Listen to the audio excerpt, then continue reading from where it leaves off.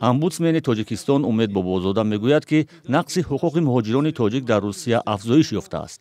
дар нишасти хабарӣ, ки имрӯз баргузор шуд, ӯ гуфт, ки дар робита ба ин масъала борҳо ба ҳамтои русаш Татьяна Москалкова муроҷиат кардааст.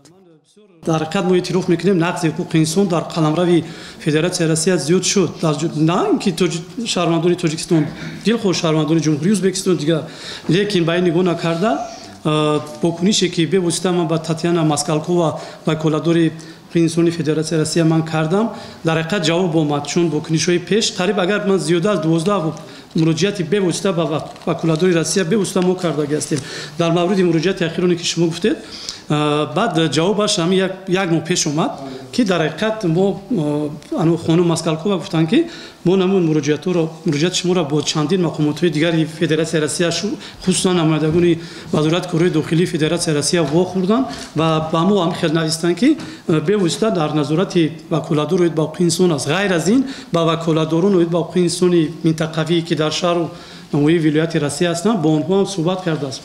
мақомоти Русия баъд аз ҳамла ба толори консертии Крокус 22 марти соли 2024 тафтишу ихроҷи муҳоҷиронро афзоиш доданд.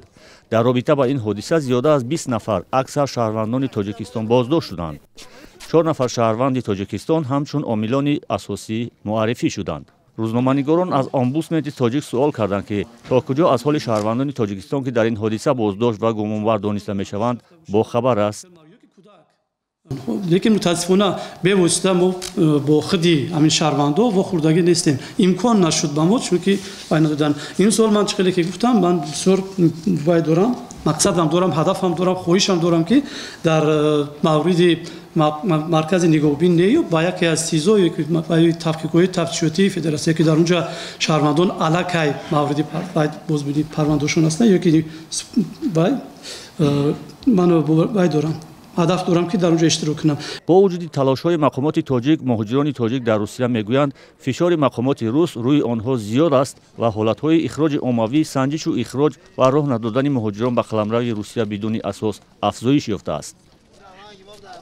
мо имсол ҳам хешид, ки бе ҳеҷ одамои соз ҳуҷҷат доштагиани гардонанд, бе ягум чи ам дамадед гардонанд. барои ҳамин овозаи дурӯғи кағишу теракка чи барои ҳамин бе ҳеҷ гардон нестанд. ҳозир одамое ки ягум моҳ сол бедаҳқиқ гаштагӣ нестанд, ҳаморо нигард нестанд. ҳозир мақомоти Русия бархурди худро бо муҳоҷирон иқдоми лозимӣ барои пешгирии муҳоҷирати ғайриқонунӣ арзёбӣ мекунанд, вале мақомоти Тоҷикистон мегӯянд, ки чунин муносибат ҳуқуқи муҳоҷирони қонуниро поймол мекунад. ҳар сол садҳо ҳазор шаҳрванди Тоҷикистон барои кор ба Русия мераванд. маблағҳои онҳо барои иқтисоди кишвар ва хонаводаҳояшон аҳамияти калон дорад.